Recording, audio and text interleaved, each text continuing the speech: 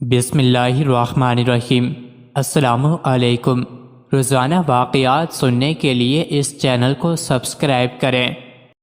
حضرت معاذ رضی اللہ تعالی عنہ بن جبل فرماتے ہیں، میں نے حضور صلی اللہ علیہ وسلم سے عرض کیا کہ اس آیت یوم ینفخ فی الصور فتأتون افواجا کا مطلب کیا ہے؟ اس سوال کے کرنے پر حضور صلی اللہ علیہ وسلم اس قدر روئے کہ آنسو سے کپڑے تر ہو گئے۔ پھر فرمایا، اے معاذ، تو نے ایک بہت بڑی چیز کا سوال کیا ہے۔ میری امت حشر کے میدان میں 12 جماعتوں میں تقسیم ہوگی۔ پہلی جماعت قبر سے اٹھے گی، ان کے ہاتھ پاؤں نہ ہوں گے۔ یہ وہ لوگ ہوں گے جو اپنے پڑوسیوں کو ستاتے تھے۔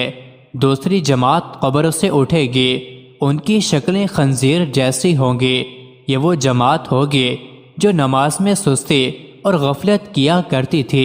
تیسری جماعت اپنی قبروں سے اس طرح اٹھے گی کہ ان کے پیٹ پہاڑوں کی طرح ہوں گے، ان میں سانپ اور بچھو بھرے ہوں گے۔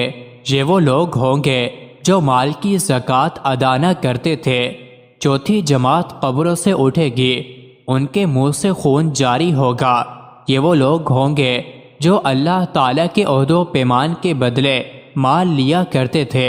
پانچویں جماعت قبروں سے اٹھے گی، ان کے جسم پھولے ہوئے ہوں گے اور ان سے مردار کی بدبو سے سخت بدبو آئے گی۔ یہ وہ لوگ ہوں گے جو لوگوں کے ڈر کی وجہ سے چھپ کر گناہ کرتے تھے، اللہ تعالیٰ سے نہیں ڈرتے تھے۔ چھٹی جماعت قبروں سے کٹے ہوئے گلے والی اٹھے گی، یہ وہ لوگ ہوں گے جو جھوٹی گواہی دیتے تھے۔ ساتویں جماعت قبروں سے اٹھے گی، ان کے منہ میں زبانیں نہ ہوں گی بلکہ خون اور پیپ جاری ہوگی، اور یہ وہ لوگ ہوں گے جو جان بوجھ کر گواہی نہیں دیتے تھے۔ آٹھویں جماعت قبروں سے اوندے منہ اٹھائی جائے گی، یہ وہ لوگ ہوں گے جو زنا کیا کرتے تھے اور بغیر توبہ کے مر گئے۔ نویں جماعت قبر سے سیاہ اور کیری آنکھوں والی اٹھے گی، ان کے پیٹوں میں آگ بھری ہوئی ہوگی۔ یہ وہ لوگ ہوں گے جو یتیموں کا مال ظلماً کھا جاتے تھے۔ 10ویں جماعت قبروں سے برص اور جزامی مرض والی اٹھے گی، یہ وہ لوگ ہوں گے جو والدین کو ناراض کرتے، ان کی نافرمانی کرتے، ان کو ستاتے تھے۔ 11ویں جماعت قبروں سے اندھی اٹھائی جائے گی، ان کے دانت نیل کے سینگ کی طرح ہوں گے، ان کے ہونٹ ان کے سینے پر لٹکے ہوئے ہوں گے، اور ان کی زبان ان کی رانوں پر لٹکے گی، اور ان کے پیٹ سے پخانہ نکلتا ہوگا۔ یہ وہ لوگ ہوں گے جو شراب پیتے تھے۔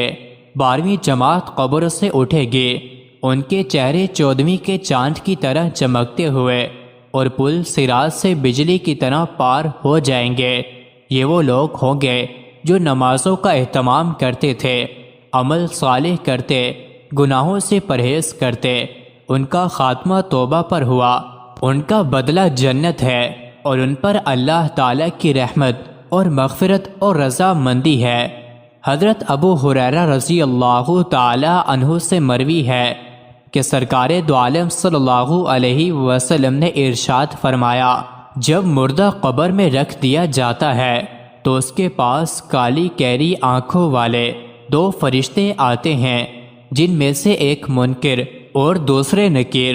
فرماتے ہیں، وہ دونوں اس مردہ سے پوچھتے ہیں کہ تم اس آدمی یعنی محمد صلی اللہ علیہ وسلم کی نسبت کیا کہتے تھے؟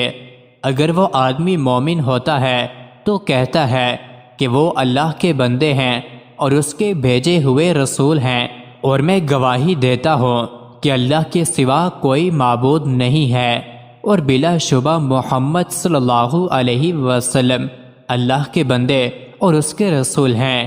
یہ سن کر وہ دونوں فرشتے فرماتے ہیں، ہم جانتے تھے کہ تو یقیناً یہی کہے گا۔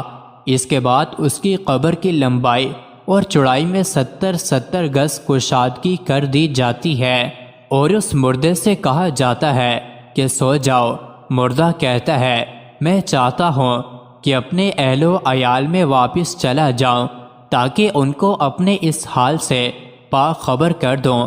فرشتے اس سے فرماتے ہیں، تو اس دلہن کی طرح سو جا جس کو صرف وہی آدمی جگا سکتا ہے جو اس کے نزدیک سب سے محبوب ہو، یعنی ہر کسی کا جگانا اچھا نہیں لگتا، یہاں تک کہ اللہ تعالیٰ اس کو اس جگہ سے اٹھائے۔ اور اگر وہ مردہ منافق ہوتا ہے تو کہتا ہے کہ میں نے لوگوں کو جو کچھ کہتے سنا تھا وہی میں کہتا تھا، لیکن میں اس کی حقیقت کو نہیں جانتا۔ منافق کا یہ جواب سن کر فرشتے فرماتے ہیں ہم جانتے تھے کہ یقیناً تو یہی کہے گا۔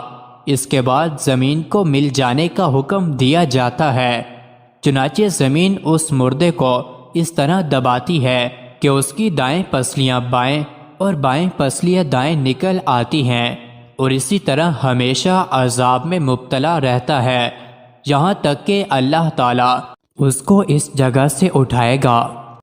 مزید ایسے ہی ویڈیوز کے لیے چینل کو ضرور سبسکرائب کریں۔